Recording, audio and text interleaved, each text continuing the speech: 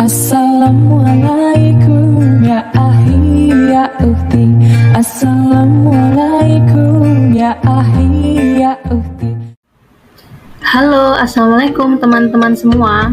Perkenalkan, nama saya Irma Cahyaningrum dari kelas BKI 2B.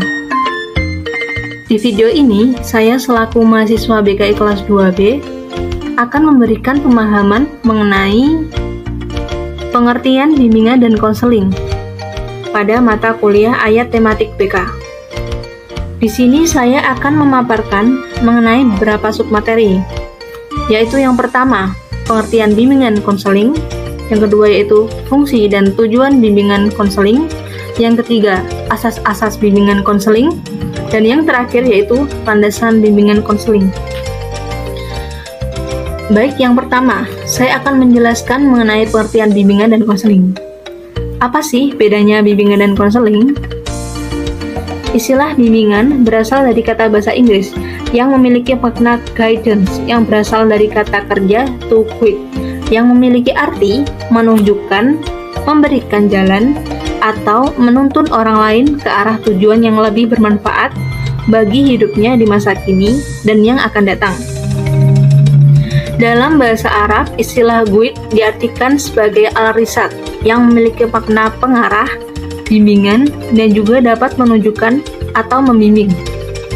Hal ini tercermin dalam firman Allah surah Al-Kahfi ayat 10 yang berbunyi, "It awal fitnatu ilal kahfi faqalu rabbana atina min ladunka rahmatan wa hayyi lana min amrina rasyada," yang memiliki arti, ingatlah ketika pemuda-pemuda itu berlindung ke dalam gua, lalu berdoa, "Ya Tuhan kami, anugerahkanlah kepada kami rahmat dari sisimu, dan mudahkanlah bagi kami petunjuk untuk segala urusan kami."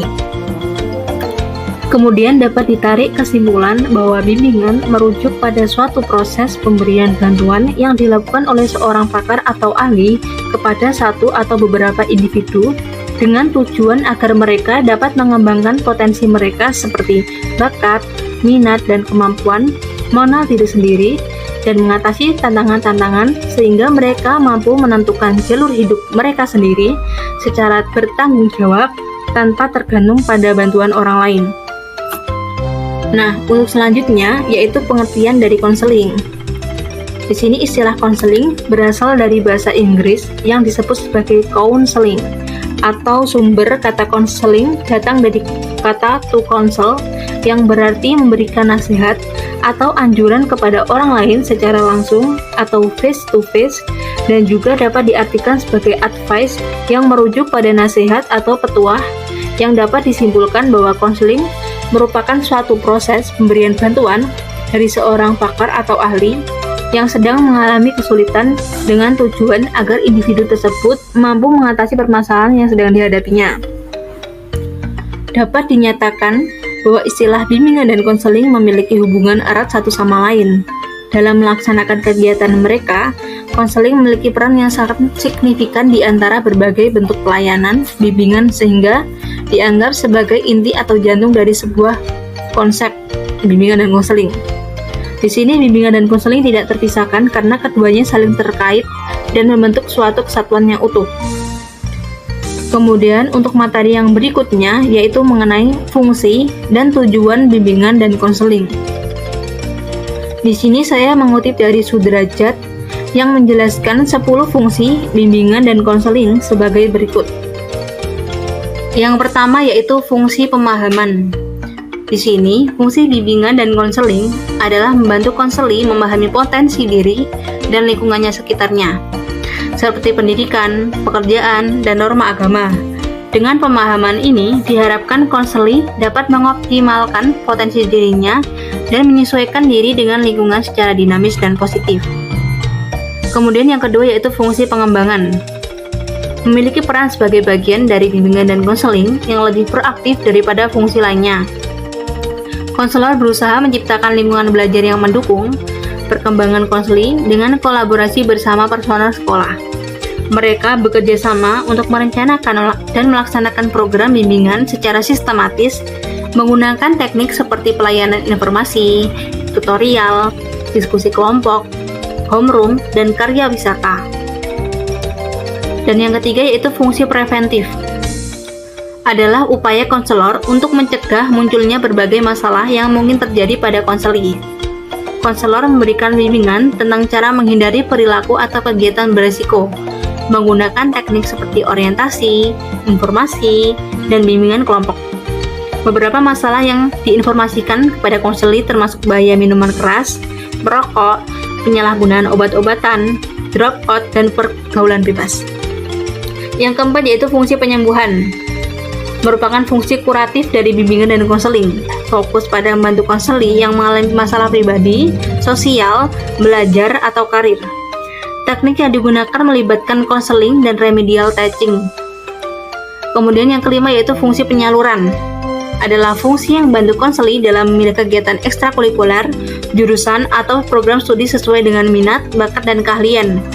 Konselor bekerja sama dengan pendidik lain untuk memastikan penyaluran ini sesuai. Kemudian yang keenam yaitu fungsi adaptasi. Juga merupakan fungsi bimbingan dan konseling yang sama dengan fungsi penyaluran, yang membantu konseli dalam memilih kegiatan ekstrakurikuler, jurusan, atau program studi sesuai dengan minat, bakat, dan keahlian. Konselor berkolaborasi dengan pendidik lain di dalam dan di luar lembaga pendidikan untuk melaksanakan fungsi ini.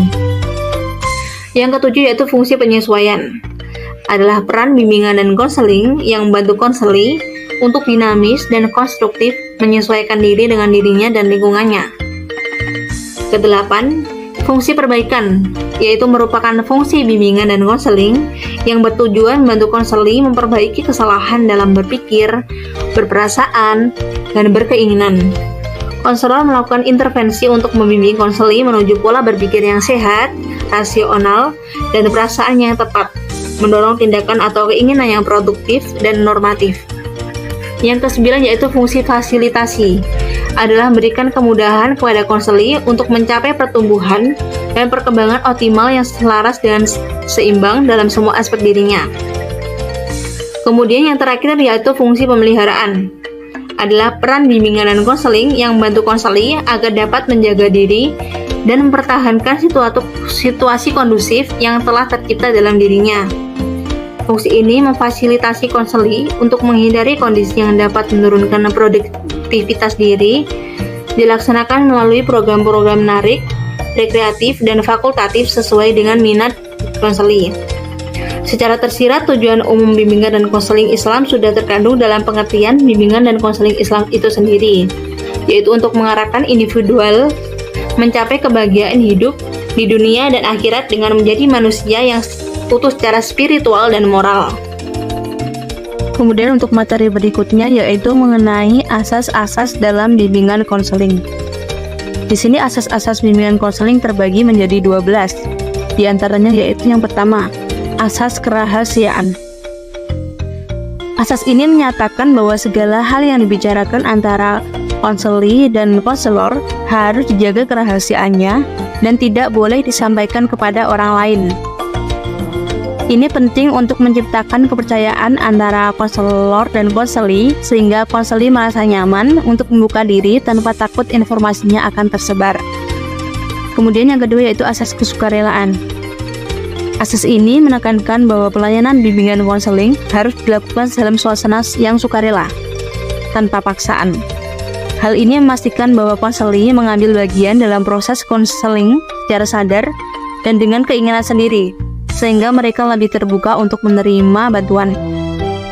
Yang ketiga yaitu asas keterbukaan. Asas ini mengidentifikasikan perlunya keterbukaan baik dari konselor maupun konseli dalam proses bimbingan dan konseling.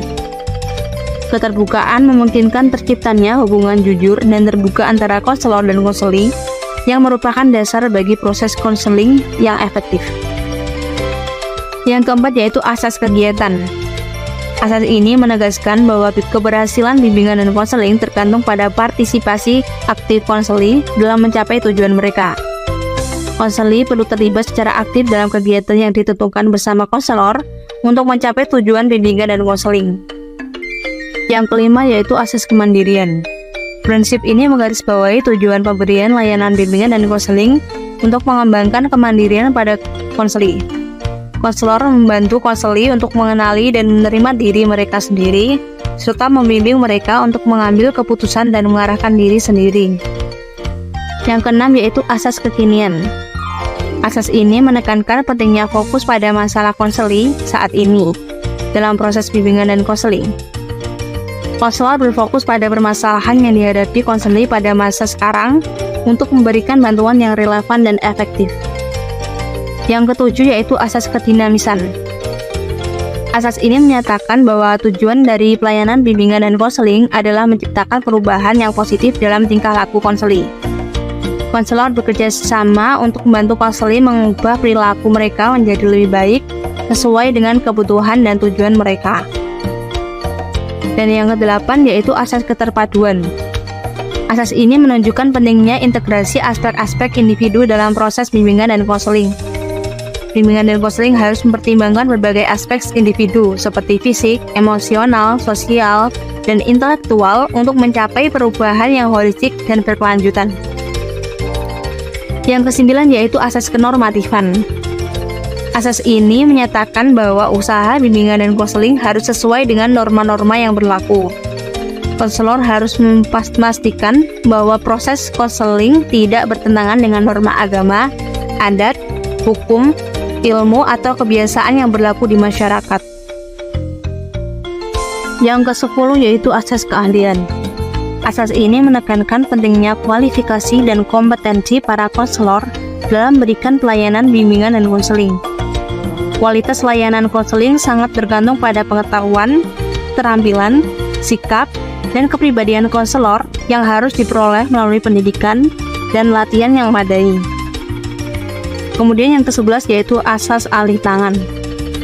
Jika petugas bimbingan atau seorang konselor tidak dapat memberikan bantuan yang memadai kepada konseli, maka ada kemungkinan untuk mengalihkan konseli kepada petugas atau badan lain yang memiliki keahlian yang lebih sesuai untuk membantu. Yang ke-12 yaitu asas tuturi handayani. Asas ini menekankan pentingnya menciptakan suasana mendukung dalam hubungan antara pembimbing dan yang dibimbing, atau antara konselor dan konseli, di mana konselor memberikan bimbingan dan dorongan yang diperlukan bagi pertumbuhan dan perkembangan yang optimal. Berikutnya yaitu beberapa landasan bimbingan dan konseling yang dapat dikelompokkan sebagai berikut. Yang pertama yaitu landasan filosofis. Memberikan panduan bagi konselor dalam menjalankan bimbingan dan konseling secara logis, etis, dan estetis. Kemudian yaitu landasan psikologis, yakni membantu konselor memahami perilaku individu yang menjadi konseli.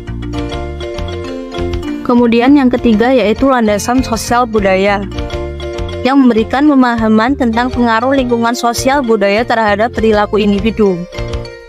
Biasanya layanan bimbingan dan konseling didasarkan pada pengetahuan ilmiah yang disusun secara sistematis dan menggunakan berbagai metode seperti observasi, wawancara, analisis dokumen. Kemudian yang keempat yaitu landasan pedagogis, menyoroti pendidikan sebagai inti dari bimbingan dan konseling serta tujuan pengembangan individu. Yang kelima yaitu landasan religius, menekankan manusia sebagai makhluk Tuhan dan mengarahkan perkembangan hidup sesuai dengan ajaran agama. Dan yang terakhir yaitu landasan yuridis formal, terkait dengan peraturan hukum yang mengatur penyelenggaraan bimbingan dan konseling di Indonesia, termasuk Undang-Undang Dasar, Undang-Undang, dan peraturan pemerintah lain. Baik, sudah kita berada pada sesi akhir video. Semoga video ini bermanfaat dan dapat memberikan pemahaman lebih pada penonton mengenai pengertian bimbingan dan konseling. Sampai jumpa di video berikutnya. Wassalamualaikum warahmatullahi wabarakatuh.